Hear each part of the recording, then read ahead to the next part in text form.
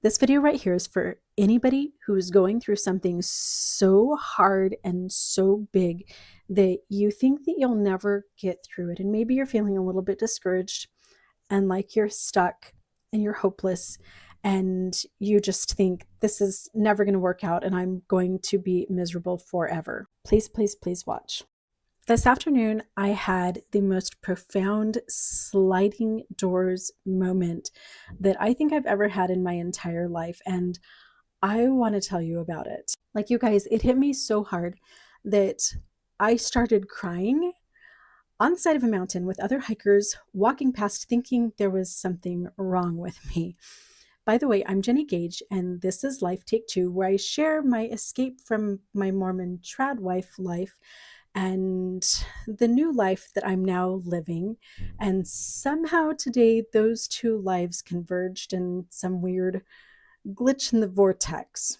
Today, my partner found ourselves completely alone with all of the teenagers off doing other things. And so he asked if I wanted to go up to Phoenix and do one of my favorite old hikes. So I picked the Lost Dutchman in the Superstition Mountains.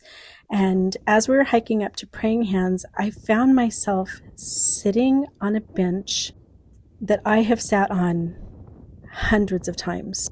And as I sat here today, I realized that the last time I did this hike was just a couple days after my best friend had ended her life, a couple months after doctors had removed my benign ovarian tumor, a couple weeks after my near-death experience and getting out of the hospital. I remember that day so clearly. I had just dropped my daughter, who is now a 21-year-old chef, off at preschool and headed straight to this trailhead so that I could cry and kick rocks and sit on this bench and try to figure out how to heal my horrible, terrible, awful, miserable life. My best friend was gone. I was so sick.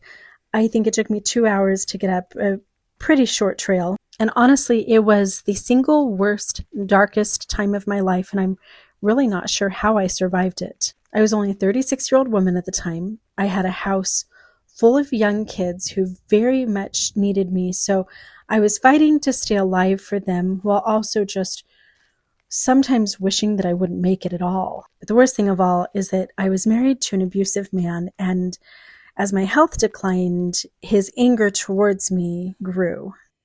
But I was stuck because my Mormon beliefs in eternal marriage and because of the fact that I had no way to leave or support myself or provide for my kids. And I remember that day sitting here on this very bench eating a hard-boiled egg and probably a Cliff Bar and drinking my water bottle, seeing my neighborhood with my beautiful $1 million home off in the distance and not wanting to go home because I thought that I could never, ever be happy again. And I remember that day just climbing up the mountain, and as everything below us got smaller and smaller, and I couldn't even see my car in the parking lot, I felt like I just didn't want to go home ever again.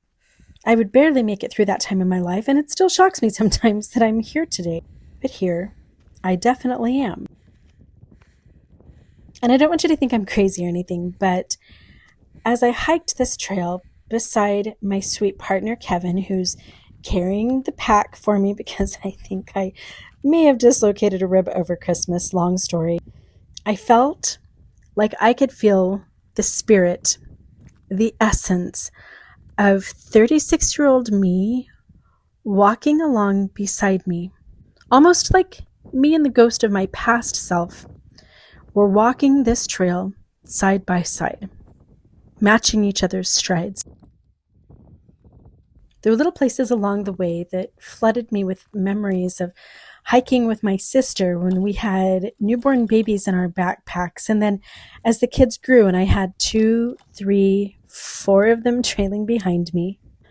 Memories of bribing my one stubborn toddler with Jolly Ranchers if he could just get up to the Praying Hands here.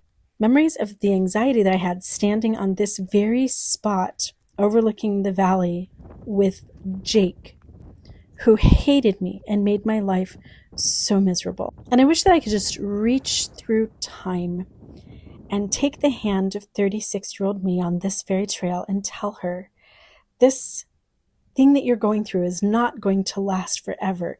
And somewhere at the beginning of January in 2025, you will be sitting on this very bench.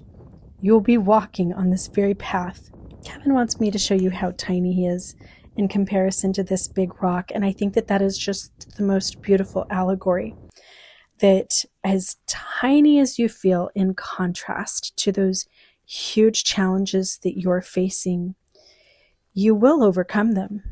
I think 36-year-old me would have been shocked to see the love, the beauty, the purpose, the peace and passion that I would have today. And as we trudged through the end of this hike, which is a joy of forest, something you never want to accidentally get lost barefoot and naked in the middle of, these jumping cactus are nightmares. They've spiked even my thickest hiking shoes. It really hit me that I've spent years of my life walking basically barefoot and naked through my metaphorical cactus forests, which left me bleeding and full of cactus quills. But I got out the other side, and here I am today. It was funny as we finished our hike and headed back to the parking lot, how it actually felt weird to be standing beside Kevin, and it felt weird to be happy. My brain automatically started to go into autopilot, and I felt like I should drive back to Los Angeles, punch in my gate code, and go home to Jake and a bunch of toddlers. But instead, Kevin would drive me to a place that he told me was one of his absolute favorite pizza restaurants from the time he was in his 20s and moved to Arizona. And you guys, I'm not making this up. This was a restaurant that Jake and I used to eat at all the time. It's called Sourdough Pizza in Mesa, Arizona. And talk about a sliding doors moment.